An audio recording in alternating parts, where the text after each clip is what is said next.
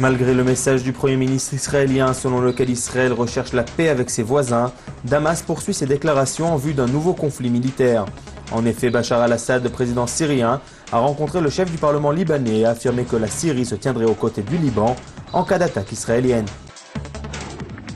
Selon le chef de l'Organisation de l'énergie atomique, Ali Akbar Salehi, Téhéran prévoit la construction de 10 nouveaux centres d'enrichissement d'uranium au cours de la prochaine année.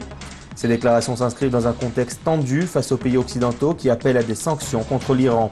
Ali Akbar Salehi a précisé que cette production démarrerait dès mardi en présence d'inspecteurs de l'Agence internationale de l'énergie atomique.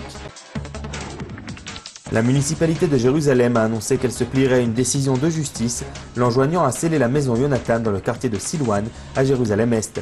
Cet immeuble est habité par des juifs israéliens alors que la majorité du quartier est arabe. Lundi, des ordres d'expulsion devaient être distribués aux habitants, cependant un manque de coordination entre la police et la mairie a entravé la procédure.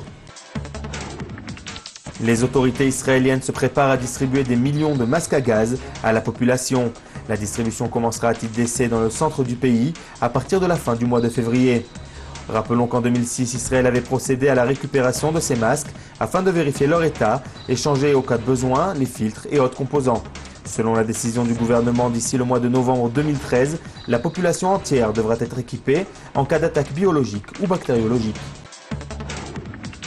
Des centaines de visiteurs se sont rendus dans la station de ski du Hermon. Il s'agit de la première ouverture du site de la saison et les skieurs israéliens se sont empressés de rejoindre les pistes enneigées du Hermon.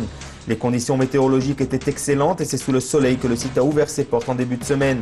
Le mont Hermon, qui s'élève à 2400 mètres, est situé sur une chaîne de montagnes commune avec la Syrie. Il s'agit de l'unique site skiable d'Israël et celui-ci est ouvert que quelques semaines par an. C'est sûrement la raison pour laquelle les Israéliens n'ont pas hésité à attendre des heures dans les embouteillages afin d'arriver au pied des pistes et pouvoir voir la neige qui se fait rare dans le pays.